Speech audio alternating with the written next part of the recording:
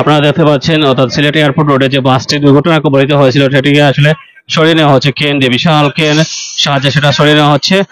আমরা এখন অবস্থান করছি, আপনারা দেখতে পাচ্ছেন দুর্ঘটনা কবলিত যে বাসটি এখানে রাস্তা থেকে নেমে অর্থাৎ সিলেটের যে বিমানবন্দর যে চা বাগান আছে, মালনীচড়া চা বাগানের ভিতরে অংশে ঢুকে যায়। তো ফলশ্রুতিতে গাড়িটি আসলে এখন উদ্ধারের জন্য এসেছে, ক্রেন নিয়ে আসা হয়েছে। আপনারা দেখতে পাচ্ছেন ক্রেনের সাহায্যে গাড়িটি উদ্ধার করা হচ্ছে যাতে করে তারা ঠিক জায়গায় নিতে পারেন এবং গাছটা মেরামত করতে পারেন। সো আজকে যেহেতু জানেন আপনারা বৃষ্টি হয়েছে, সারা রাত বৃষ্টি হচ্ছিল, বৃষ্টি হওয়ার পরে একটা বাজে একটা অবস্থার তৈরি হয়েছে।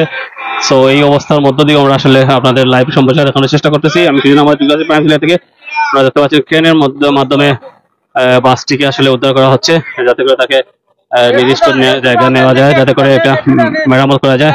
সো একটা টান দেওয়া হচ্ছে, টানের মধ্য দিয়ে তাকে আসলে উদ্ধার করার চেষ্টা করা হচ্ছে। সো এই বাসটি আসলে দুর্ঘটনায় কবলিত পড়ে আছে রাত আনুমানিক 9টার দিকে। সবাই একটু দোয়া করেন, আসলে সবাই একটু দোয়া করেন যাতে করে বাসটি আসলে উঠে পড়ে। অর্থাৎ বাসটি আপনারা দেখতে পাচ্ছেন একদম গভীর যেটা বলে মালয়েশিয়া চা বাগান আছে, চা বাগানে পড়ে যায়। তো চা বাগানে পড়ার কারণে সেটা আসলে উদ্ধার তৎপরতা যেটা বলা চলে সেটা আসলে চলমান আছে। ভারী বৃষ্টি হচ্ছে বিধায় আমরা আসলে আমাদের নিজের যে চেহারা দেখাতে পারছি না এবং সেই সাথে আমরা আসলে মোবাইলও সেভ করতে পারছি না, মাইক্রোফোন সেভ করতে পারছি না। তো আন্তরিকভাবে দুঃখিত, আপনাদের আমাদের সাথেই থাকুন। তো আপনাদের চেষ্টা করছি এই মুহূর্তে আসলে আমরা দেখতে পাচ্ছেন ক্রেনের সাহায্যে গাড়িটি উদ্ধার করার চেষ্টা করছে। আর ট্রেন উদ্ধার কারণে আসলে চতুর্দিকে জামও লেগে গেছে। তো জাম লেগে থাকার কারণে সো এমন একটা পরিস্থিতি তৈরি করেছে, অর্থাৎ ক্রেনের সাহায্যে তোলা হচ্ছে। একটু দেখেন, অর্থাৎ যেহেতু বাড়ি একটি ক্রেন, সো ধারণা করা হচ্ছে খুব সহজে আসলে এটা উদ্ধার করা হবে। আমরা এখন অবস্থান করছি সিলেট বিমানবন্দর রোডে, মালনীচড়া চা বাগানের ঠিক সামনে, অর্থাৎ বিমানবন্দর যাওয়ার আগে যে স্টেডিয়ামের অংশ আছে সেই স্টেডিয়ামের অংশে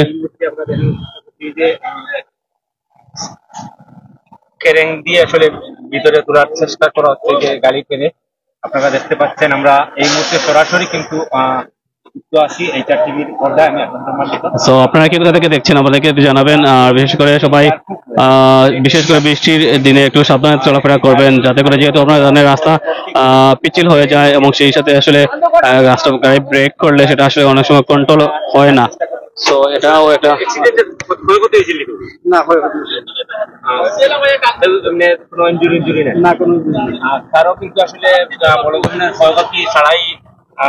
সো আপনারা দেখেন ক্রেনের সাহায্যে সরানো হচ্ছে।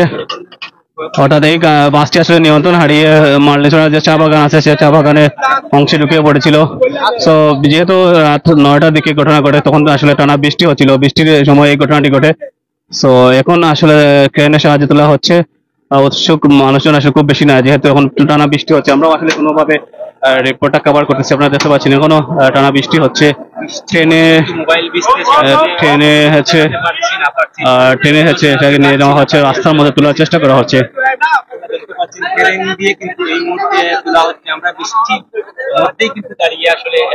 আসলে ঘটনাটা আসলে ঘটেছে অর্থাৎ কিভাবে আসলে পুরো আমরাও জানতে পারিনি।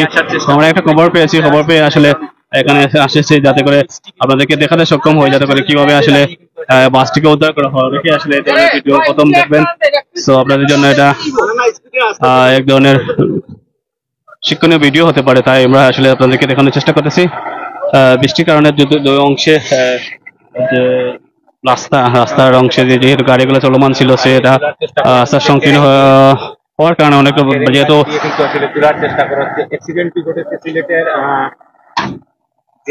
আপনারা দেখতে পাচ্ছেন অর্থাৎ তাদের যে টেকনিক্যাল কৌশল আছে, কৌশল ব্যবহার করে বাসটিকে উদ্ধার করা হচ্ছে, অর্থাৎ রাস্তার মধ্যে নিয়ে আসার চেষ্টা করা হচ্ছে।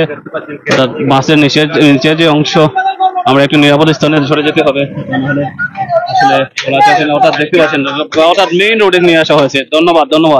আপনারা দেখতে পাচ্ছেন গাছের সামনের অংশ কিভাবে আসলে একদম ভেঙে চুরমার হয়ে গেছে, একদম সামনের অংশটা একদম অস্তিত্ববিহীন হয়েছে দুধারের। আমরা দেখতে পাচ্ছেন অর্থাৎ ক্রেনের সাহায্যে কেউ আসলে খুব একটা ক্ষতি হয়নি আমরা যত জানতে পেরেছি, যদিও ঘটনাটি ঘটেছে রাত 9টার দিকে। আমরা এখন পর্যন্ত কোনো হতাহত বা খুব একটা গুরুতর আহত পাইনি। সো আপনাদেরকে অসংখ্য ধন্যবাদ আমাদের সাথে থাকার জন্য। সো এই মুহূর্তে বাসটি আসলে রাস্তার মধ্যে নিয়ে আসা হয়েছে, আপনারা দেখতে পাচ্ছেন। অর্থাৎ এই মুহূর্তে আপনাদের লাইভের মাধ্যমে দেখানোর চেষ্টা করছি।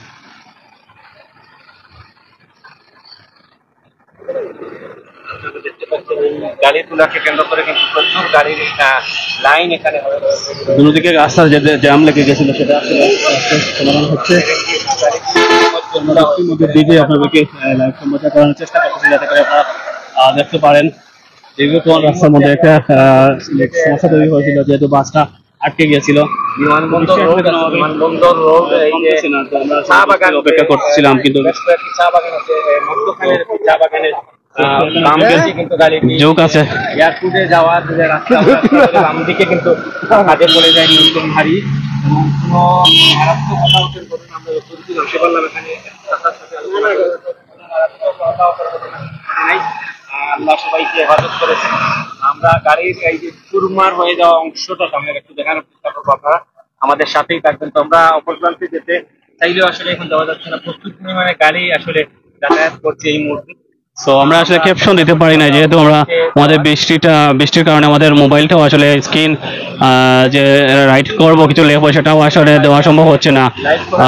বৃষ্টিতে আমরা ভিজে যাচ্ছি এরকম অবস্থা, যদিও রেইনকোট আছে, তবে রেইনকোট থাকলে আমাদের তো আসলে মোবাইলটা ভিজতেছে, অর্থাৎ মাইক্রোফোনও ভিজতেছে, মাইক্রোফোনও ভিজে যাচ্ছে। সো আমরা তারপর আপনাদেরকে দেখানোর চেষ্টা করতেছি যাতে করে আপনারা দেখতে পারেন যে এই দুর্ঘটনা কবরটি বাসটি আসলে কিভাবে জায়গার নাম হচ্ছে অর্থাৎ সিলেট বিমানবন্দর রোড, অর্থাৎ বিমানবন্দর যাওয়ার একটু আগে, অর্থাৎ এয়ারপোর্ট রোড যেটা বলে, অর্থাৎ মানলেসরা বাগান। এটা আপনার বলেছে স্টেডিয়ামের পাশে সিলেট জাতীয় ক্রিকেট স্টেডিয়ামের পাশে আসলে এটা এই ঘটনা ঘটেছে।